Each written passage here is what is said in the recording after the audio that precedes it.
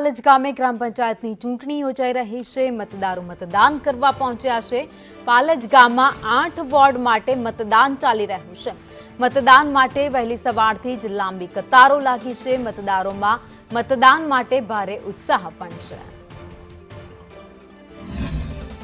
27% OBC અનામત સાથે રાજ્યમાં પહેલી વખત ગ્રામ પંચાયતની સામાન્ય પેટા અને મધ્ય સત્રની જે ચૂંટણીઓ છે તેના માટે આજે મતદાન થઈ રહ્યું છે।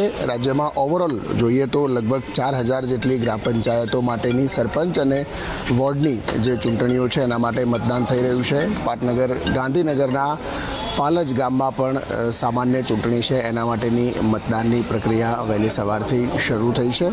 8 વોર્ડ માટે આ પાલજ ગ્રામ પંચાયત છે એની ચૂંટણી છે અને 8 આ વોર્ડ માટેની મતદાનની જે પ્રક્રિયા છે તે ચાલી રહી છે। વહેલી સવારથી જ ગામડું હોવાના કારણે સ્વાભાવિક રીતે લોકો મતદાન માટે અહીંયા પહોંચી રહ્યા છે અને લાઈન પણ અહીંયા જોવા મળી રહી છે। સંપૂર્ણ ગુજરાતમાં આ પ્રકારે પહેલી વખત ઓબીસી અનામત સાથેની જે ચૂંટણીઓ છે એની શરૂઆત થઈ છે અને લોકો પોતાના મતાધિકારનો ઉપયોગ કરવા માટે અને લોકશાહીમાં સૌથી નાનું પણ મહત્વનું એકમ જે કહેવાતું હોય છે એવા ગ્રામ પંચાયતની ચૂંટણી માટેનું મતદાન છે તે અત્યારે ચાલી રહ્યું છે।